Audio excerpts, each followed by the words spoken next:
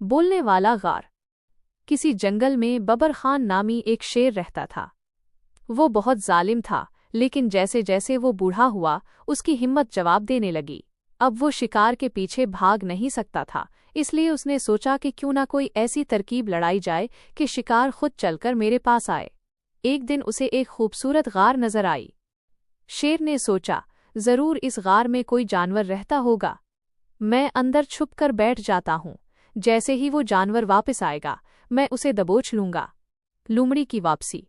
इस गार में मानो नामी एक लोमड़ी रहती थी। मानो बहुत होशियार और दूर अंदेश थी। जब वो शाम को वापस आई तो उसे गार के बाहर किसी बड़े जानवर के पैरों के निशानात नजर आए। उसने गौर से देखा तो पता चला कि पैरों के निशानात गार के अंदर तो जा रहे हैं, लेकिन बाहर आने का कोई निशान नहीं है। लोमड़ी समझ गई कि दाल में कुछ काला है। उसने सोचा, अगर मैं अंदर गई तो मारी जाऊंगी, लेकिन मुझे यकीन करना चाहिए कि अंदर वाकई कोई है या नहीं। एक अनोखी तरकीब। लोमड़ी गार के दहाने पर खड़ी हो गई और अचानक पुकारा, ओए मेरे प्यारे गार, मैं वापस आ गई हूँ। क्या बात है, आज तुम खामोश क्यों हो? अंदर बैठा शेर हैरान हुआ कि क्या गार भी बोलते हैं। लोमड़ी फिर बोली, देखो प्यारे गार, हमारा तो ये मुआहिदा था कि जब मैं वापस आऊंगी तो तुम मुझे आवाज देकर कहोगे, खुशामदीद मानो लोमड़ी। अगर तुम आज नहीं बोलोगे तो मैं किसी दूसरे गार में चली जाऊंगी। शेर की बेवकूफ़ी। शेर ने सोचा, ओह, लगता है ये गार वाकई बोलता है, लेकिन शायद मेरे डर की वजह से आज चुप है। अगर ये लोमड़ी चली गई तो मैं भूखा रह जाऊंगा। क्यों ना मैं ही गार की तरफ से जवाब दे दूं।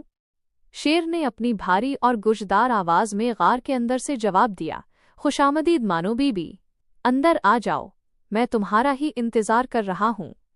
जैसे ही शेर की आवाज गार से टकराकर गूंजी, लोमड़ी जोर से हंसी और बोली, ए बेवकूफ शेर, मैंने आज तक कभी किसी गार को बोलते नहीं सुना।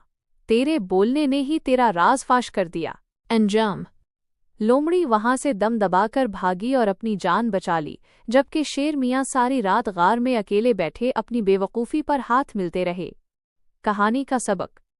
इस कहानी से हमें ये सबक मिलता है कि दुश्मन कितना ही ताकतवर क्यों ना हो, अकल और होशियारी से इसका मुकाबला किया जा सकता है। और दूसरी बात ये कि बगैर सोचे समझे बोलना हमेशा नुकसान देता है।